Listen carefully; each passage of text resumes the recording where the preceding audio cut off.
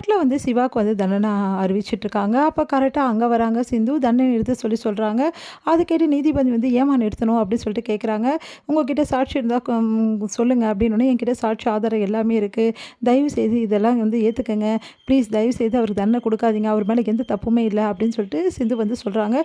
சரிம்மா உங்கள் சாட்சியும் ஆதாரமும் சொல்லுங்கள் அப்படின்னோடனே, இங்கே பாருங்கள், இந்த கேஸே வந்து சிவா வந்து ஏமாற்றிட்டாருன்னு சொல்லிட்டு தானே கேஸ் போட்டிருக்காங்க. உண்மையிலேயே சிவா வந்து ஏமாத்தலை. நீங்கள் என்ன சொல்கிறீங்க?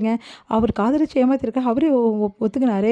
அவர் காதலிச்சது உண்மைதான். அவர் வந்து ஸ்னேகாவை ஏமாத்தலை, ஸ்னேகா தான் வந்து சிவா டாக்டர் ஏமாற்றிருக்காங்க. நீங்கள் என்னம்மா சொல்கிற அப்படின்னோடனே, ஆமாங்க அதுக்கு சாட்சியெல்லாம் என்கிட்ட இருக்குது அப்படின்னு சொல்லிட்டு அங்கே கூட்டிகிட்டு வராங்க. ராம் வந்து எல்லா உண்மையும் சொல்கிறாரு. இந்த மாதிரி என் ஃப்ரெண்டை வந்து இந்த ஸ்னேகா வந்து நம்ப வச்சு காதலிக்கிறன்ற பேரில் ஏமாற்றிருக்கா. அது மட்டும் கிடையாது, அந்த சிவாவையும் வந்து எப்படியாவது வந்து கல்யாணம் பண்ணிக்கிட்டு அந்த அந்த ஹாஸ்பிட்டலில் வந்து சிவா வச்சு நடத்துகிறோம் அப்படின்னு சொல்லிட்டு முடிவு பண்ணி தான் அப்பாவும் பொண்ணும் இந்த வேலையை பண்ணியிருக்காங்க அப்படின்னு சொல்கிறாங்க. இதுக்கெல்லாம் எந்த சாட்சியும் இல்லை, இவன் யாருன்னு எனக்கு தெரியாதுன்னு சொல்லிட்டு ஸ்னேகா வந்து சொல்கிறாங்க.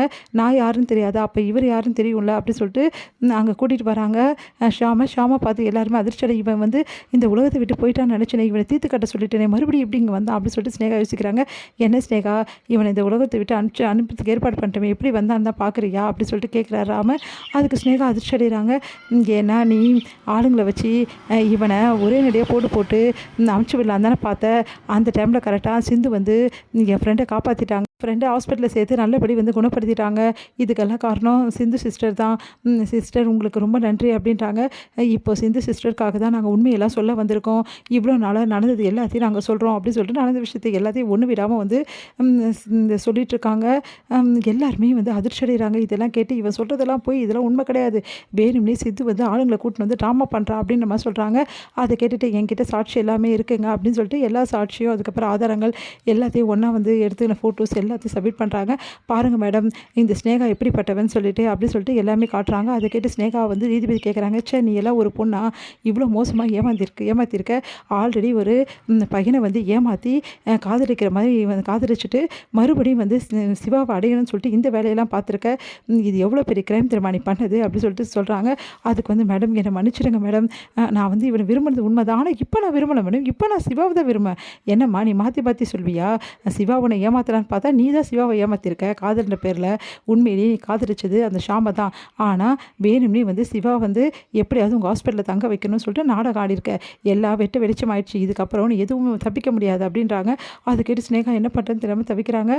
உடனே வந்து ஷாம் வந்து மேடம் ஸ்னேகா பண்ண தப்பு எல்லாத்தையும் நான் மறந்துடுறேன், தயவுசெய்து சேர்த்து வைக்கிறேன், இவனை மட்டும் என்னால் ஏற்றுக்க முடியாது அப்படின்னு சொல்லிட்டு ஏற்றுக்காத பட்சத்தில் அவருக்கு இவ்வளோ கஷ்டப்படுத்தி அவர் வந்து இவ்வளோ நாள் வந்து சித்திரவதை பண்ணதுக்காக இழப்பீடு நீங்கள் தர வேண்டியது இருக்கும், 5 கோடி இழப்பீடு நீங்கள் ஷாமுக்கு தந்துடுங்க அப்படின்னு சொல்கிறாங்க. அதை கேட்டு வந்து ஸ்னேகா அதிர்ச்சி அடைகிறாங்க.